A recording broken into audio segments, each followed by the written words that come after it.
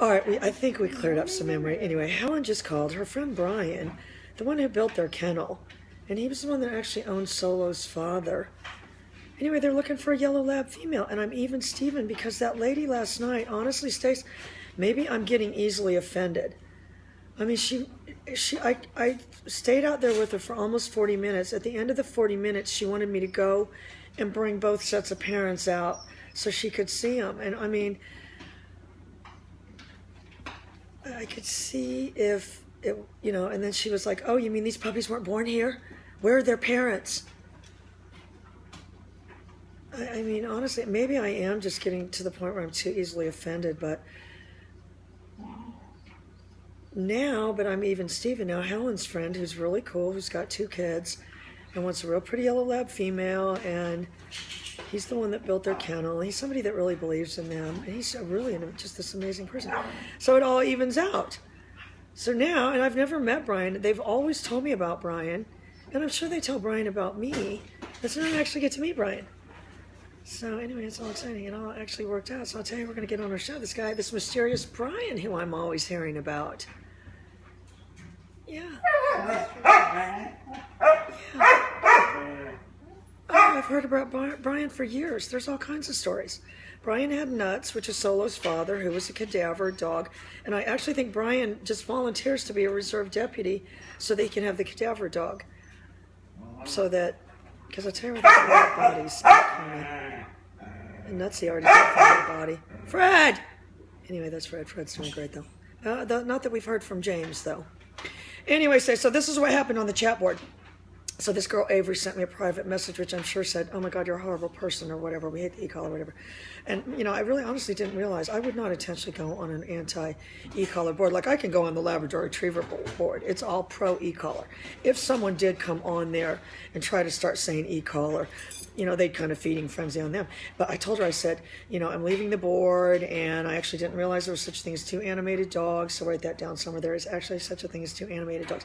And some girl went and scoured YouTube and found there's some chick with this deaf pit bull that has like 3 videos.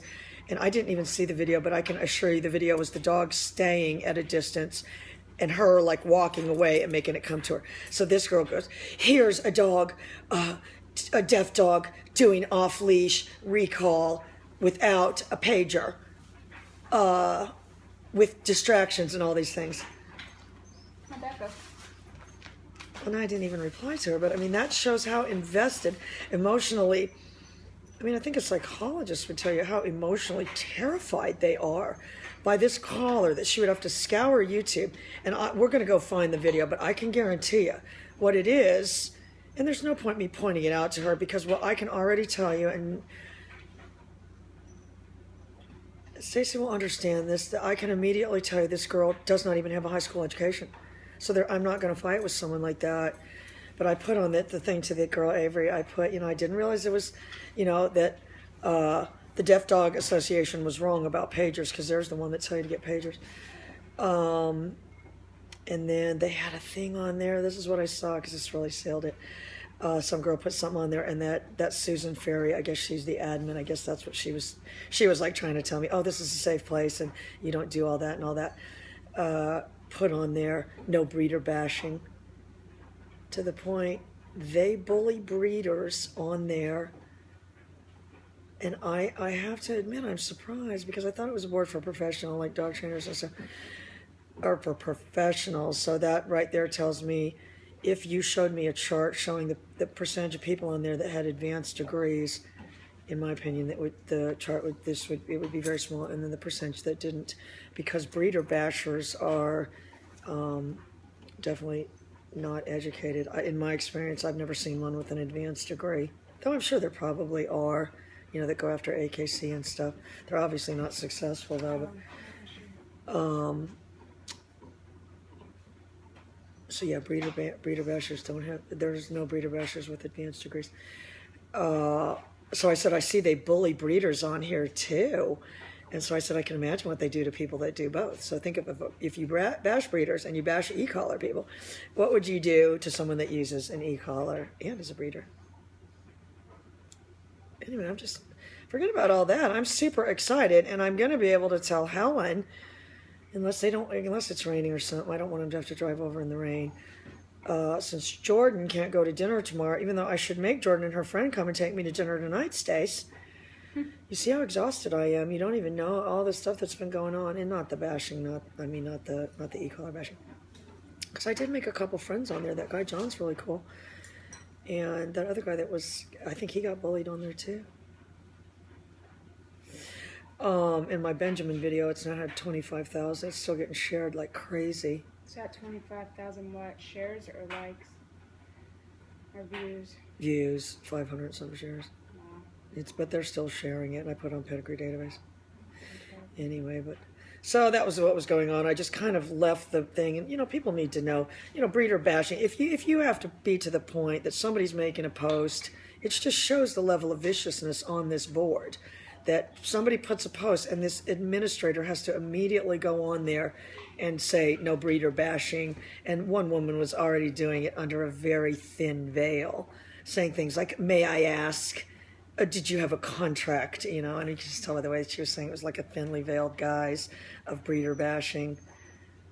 And I mean, it's my fault for going on there, but not that we don't get enough. I mean, I don't even know why I would try to even schedule anything more into my life. I can barely do everything now. And I get up at 3 o'clock in the morning. And I've been having to run with the little bulldog. And I have to be way more careful because he's deaf. I have to put that blinking light on him because just trust me, God, if there's a dead frog or something in the road, this little bulldog is going to stop and try to eat it or something. Anyway, Stace, I hope Jordan's not too tired. I'm going to call her in a little bit. But if Helen and them come tomorrow night, I definitely won't be able to go out tonight. It's like Sophie's Choice. Because I want Jordan to come and go to Norwoods. And, that Chase got kicked off the show, we could probably make him come just because he would be cute at the table. He would decorate our table. No, we could write him into the show. Where he just charms Jordan and her friend, just as to be nice. Summer doesn't really like Chase. She doesn't dislike him. I don't dislike him. I just know that well. He's nice. He's a nice guy. No, he's insanely good looking. As the good looks go, he's insanely good looking. Stacy's home. Anyway, we're prattling on forever. That's what's going on. George didn't come to work today because he said it was raining. I didn't get kicked off the board, but I left, and I don't understand. I don't understand why they don't just ban people. They've got to have some people ability to. And I don't know what the message was because, and Summer knows this. I don't read things that upset me, but I'm sure it was. Oh, you're gonna have to be much better behaved. Well, my parents tried that. That didn't work with them either. I'm temperamental. I mean, I know it. I'm temperamental and complicated and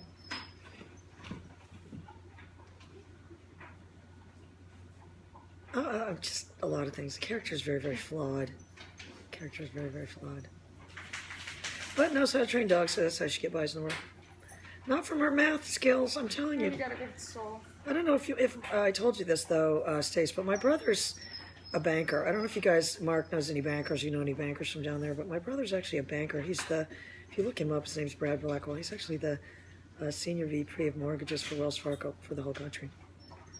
If my brother ever saw my checkbook, we'd have to have smelling salts. I mean, we'd have to revive him. He wouldn't be able to handle it. He doesn't even understand. My sister too. My sister's more understanding though. She's an executive there too. And yours truly can't balance a checkbook. Not that she can't, she doesn't try. All right, girl. Love you lots. Bye. We're going to go over Summer's notes in the next episode. Oh, yeah. Bye, girl.